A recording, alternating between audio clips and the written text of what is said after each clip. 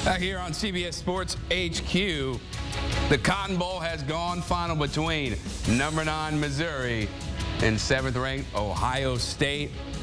And ladies and gentlemen, Missouri, it took a while, but they end up running up on the Buckeyes, 14-3, the final. Cody Schrader, the All-American, didn't start off great. Buckeyes defense was advertised, but then he picked it up, 29 carries, 128 rushing yards. And how about Luther Burden III? 3 receptions, 15 receiving yards, one of them being a TD in the end zone. And Ohio State, man, yeah. They lost Devin Brown before the first half ended. And then they had Lincoln Kingholes in. That didn't really turn out. 6 of 17, 86 yards. Yeah, just not impressive football from them whatsoever. Now it's time to bring in CBS Sports college football analyst Emory Hunt. And Emory, you are a very smart man because you said to take the under on the 34.5 total at one point, and we didn't sniff close to that. Missouri's 14-3 physical win over the Buckeyes.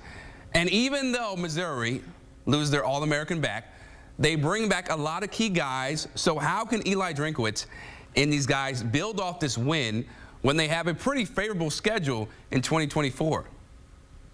Well, Chris, they have the quarterback in place in Brady Cook. And as long as you got the quarterback in place in college football, you're off to a great start. So they have a guy they can trust, a guy that can also trust that he can make the one play that's needed to win a game. We saw that tonight.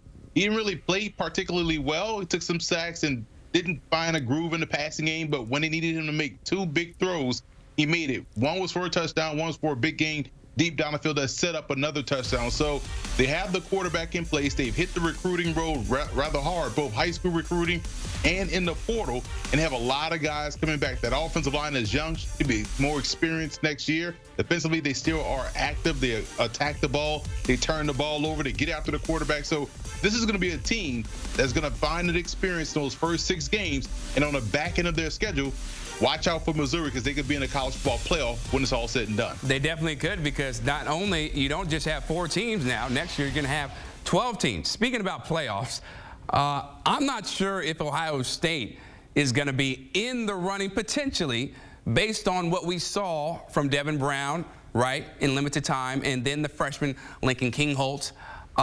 There are numbers, I'm not even put them out there because they were atrocious, right? And that's not exactly surprising because of how they haven't been able to play a lot of time. But if you're a Buckeyes fan, Emory, how concerned should you be about the QB position? Because they're used to seeing generational talents come in and year out. Yeah, if you think about it, going back to J.T. Barrett, to Cardell Jones, to Braxton Miller, to Dwayne Haskins, to Justin Fields, to C.J. Stroud, how about all of those guys that I just named playing quarterback at Ohio State? But with that being said, when you look at the rest of the team, okay, we just need a quarterback if you're an Ohio State fan. So now expect them to go into the portal. Now expect them to go into this college free agency and find a guy that can help them out. There are some big names that are still in the portal right now that can help Ohio State get back to Final Four, get back into the playoffs for sure. So all is not lost in Buckeye land because we saw this defense step up, play exceptionally well tonight. We know the run game is going to be there. We know they say stack with wide receivers. All they need now is to go and find that quarterback, and there's guys right now that are available, experienced guys that can help them right away. Yeah, they just need to pull up and give them a hefty bag of NIL money, and then they'll be all set. You know who is going to make a whole lot of money? Marvin Harrison Jr., right? He pulled up to the Cotton Bowl to support his team. Of course, he didn't play because he opted out to get ready for the draft. A lot of people, or some people I should say, do not have him as the #1 pick in the draft. But tell me, Emory, make your case for why Marvin Harrison Jr. should be the #1 pick in the draft that's loaded with talent. Well, that's an easy case for me to make because I said that on HQ a couple of months ago where if I'm the Chicago Bears and you have the #1 pick, you have an improving franchise quarterback in Justin Fields, you have DJ Moore in tow. Why not go and get Marvin Harrison Jr.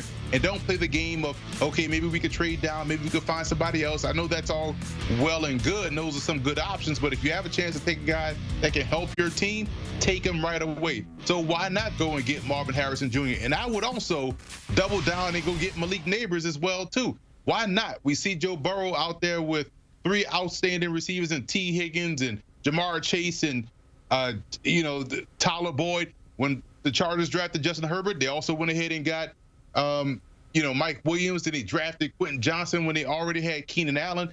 There's no downside to adding more talent offensively. So if you're Chicago and you know you need help around Justin Fields, why not just take the #1 overall pick, unless you get King's ransom, and get Marvin Harrison Jr. #1 and help stockpile your offense with talent? Yeah, it's going to, hopefully, it'll make them so explosive as an offense, because Justin Fields, I feel like, has never gotten, up until this point, the perfect recipe or a great recipe for him to succeed, specifically when it comes to the weapons on the outside. Emory Hunt, always a pleasure talking to you, man. All right, man. So, without Harrison, the Buckeyes scored just 3 points in the loss to Missouri. It marks one of the worst offensive performances in a bowl game in school history. They were shut out twice, once in 1920 and again in 2016. So Ryan Day and company hoping to turn the page as they head into what should be a very interesting offseason.